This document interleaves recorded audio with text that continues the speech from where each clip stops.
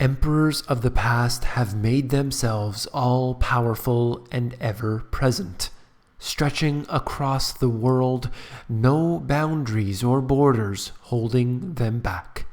Enemies of the emperor had an easily identifiable opposition. Take down the emperor, and you take down the empire. Today, empires are run by corporations, faceless and nameless corporations, ones which are unimpeded by laws and regulations, ones which cannot be recognized by individuals or foreign armies. A shadow empire is our new paradigm. You came here for the truth, so let me unveil that for you. Today we will discuss the massive changes on Wall Street that are coming. Let's begin with this here. I've packed in a huge episode today.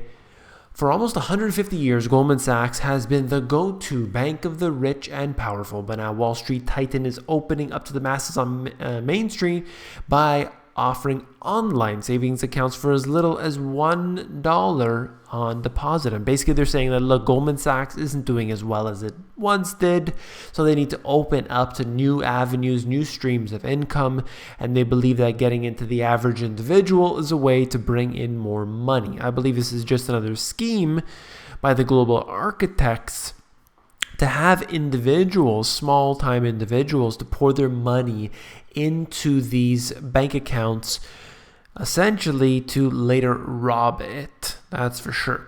So there's a lot more detailed information. I just wanted to note something that's right at the bottom. The bank last week launched gsbank.com, a platform it inherited via the acquisition of a $16 billion book of deposits from GE Capital. What's interesting about GE Capital is that because of GE Capital's supposed losses during the financial crisis, GE didn't have to pay tax, meanwhile making all kinds of profits. That's the scam that they pull on us all the time. These companies are such a joke. They're constantly stealing money from us. Interconnected in with that is the Glass-Steagall Act. Many people know what that's all about. Essentially splitting apart the banks so that they cannot be monstrous. They cannot be investment firms and hold money for individuals. They didn't want that all put together because they wanted to protect the depositors. They didn't want to have, derivatives and, your grandmother's checking account to be within the same company, because if it starts gambling with derivatives, and that would be a big problem with your grandmother's checking account, for example. And then it wasn't long before the Gramm-Leach-Bliley Act was imposed and repealed it, essentially repealing the Glass-Steagall Act, all those protections that were put in place. And of course, ever since the repeal, then you've had an expansion of all these supposed banking institutions. You can look even in Canada, supposedly, with a so strong banking system after the early 90s when it almost collapsed, or when it would have collapsed should the central bank not stepped in. And you look at this and you realize that, with the GDP of Canada being less than $2 trillion, you look at the amount of derivatives that each of the major banks has. They all have more derivatives than the GDP of the nation. And then you go to the US, look at the same thing. You go to the UK, it's the same thing. All of these banks that you would take your money to, whatever that is, they hold derivatives on their books. Why though? Why would they want to hold a derivative on their book? Ultimately to make more profit, because you can use next to nothing in capital and try and basically expand on that to create trillions of dollars. Why wouldn't you?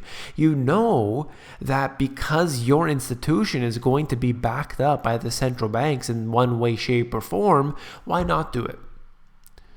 And then you look at this. Quantitative hedge funds, which utilize powerful computers, complex mathematical models, and automated trading algorithms, have been around for several decades. But Mr. Nanda predicts that the traditional investment management industry will also become increasingly technology-driven.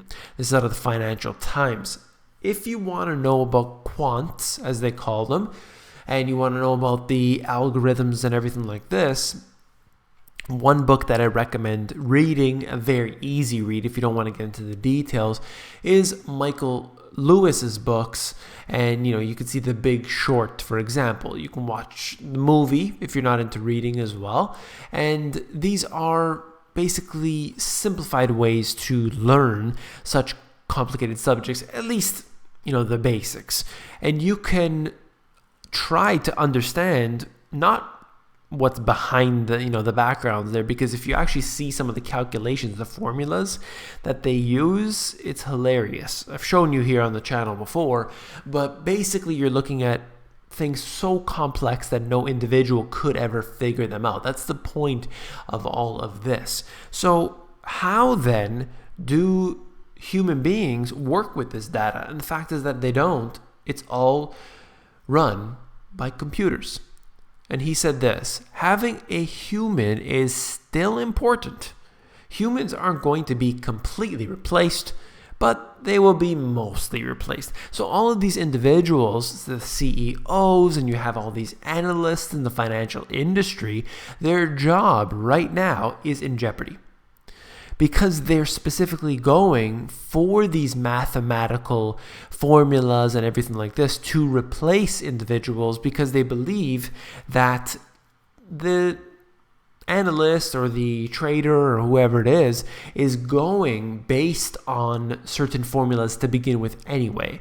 So why have the person there who can make those mistakes? You can have, just like that, what goes on at your supermarket, you can have one individual supervising a whole group of people. And the same thing could be said about these computer programs. You can have one individual and he's overseeing what would have been done by a whole trading floor. And that's what's happening. The financial industry is going to expand, I assure you, but not in terms of jobs. Those will be declining. The corporations will get larger. The real estate that they consume may not change, but it's not going to be individuals working for their corporations. They're going to be renting it out to whoever will take on that space. You're not going to have a lot of these same jobs that we have today in existence in the near future. That's the big changes we're seeing today. And just as an example, two things here: mobile banking has eclipsed branches and even the rest of the internet.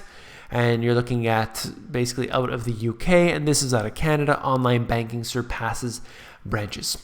And this goes for most countries that we'll see, that we'll talk about, as people turn to different sources for their traditional things, whatever that is, in this case banking. People don't want to go into a branch when they could deposit their check directly from their cell phone. Why go into the bank to pay the bill when they can do that from their computer? And this is the way that a lot of things are changing. Why do you need to go in to see an investment advisor when you can go to the robo-advisor? Sure, some people will not be comfortable with that and they still want to go into the branch. But a lot of people prefer to go online and it makes things easier. I definitely agree with that. All I wanted to do is point out the fact that things are changing, even in the financial industry, which is partly responsible for bringing everything down. Then what we look at here is Saudi Arabia. I talked about this, how they're trying to set up this huge slush fund that they can use to, let's say, recover. Saudi Arabia is raising $10 billion from a consortium of global banks as the kingdom embarks on its first international debt issuance in 25 years to counter dwindling oil revenues and reserves. So we noticed this, that they were going to do this on a much bigger scale. We'll see where this all goes ahead in the near future. The landmark 5-year loan, a signal of Riyadh's newfound dependence on foreign capital, opens the way for Saudi to launch its first international bond issue. So it's becoming huge to think about what could happen. Of course, $10 billion is pretty small, even for Saudi Arabia. So we'll see how it expands into the near future. Keep your eyes on this. Rio de Janeiro said it's running out of money to pay for basic services months before the Olympic Games, while other Brazilian states warn of similar financial crises if the federal government doesn't provide debt relief. Doesn't this sound so familiar?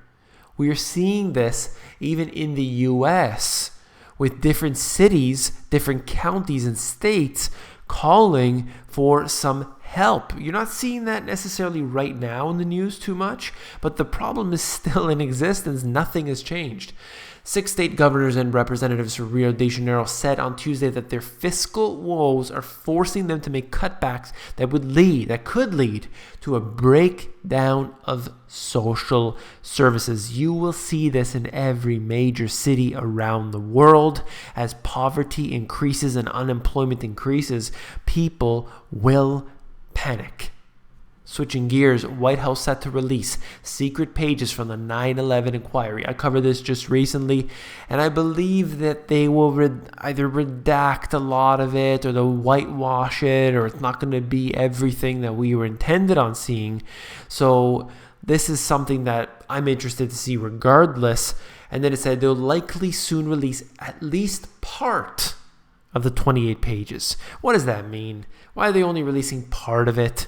This is going to be a whitewash, but you never know. We'll see how this all pans out. I just wanted to bring that to your attention since I covered it recently. And this here, inside one of the world's most secretive iPhone factories. And we look at this, another Apple factory. Very important, I believe, to see the conditions, how we could be put into this on a global scale, or let's say the Hunger Games type scale, if you think about that. Really interesting article. It, again, is probably another whitewash. We're looking at the mainstream media, but Bloomberg basically went into the factory and saw everything that they do. It's pretty crazy to see the way it is. That they basically built like a small city for this factory so they can build things like the iPhone, and they have all different types of scans that they have to go into this place. It's like top secret type stuff. And I just think of it and I compare it to what we see in like the Hunger Games. And of course that's fictional, but loosely based around what I've seen with, Agenda 21. So it's not too far off. Check it out if you're interested. And then interconnected in with that is China's dangerous venture yet, remaking the military. What we see here in this article out of the Wall Street Journal is basically how they want to shift their forces. They want to be able to expand into different nations and not just protect their own borders. They're taking after the US, it seems. But this is what they're trying to do, is basically expand out. And you could see some different information. I did read this article here. You can check it out if you're interested, talking about China's military, how they want to expand, but not just in terms of numbers, but how to geographically expand. Very interesting. If you found this video informative, please give me a thumbs up. Last but not least, if you found this video informative, you will definitely find my book, The Money GPS, even more informative. Head over to Amazon. You can flip through the book for yourself and see if you like it. Take care.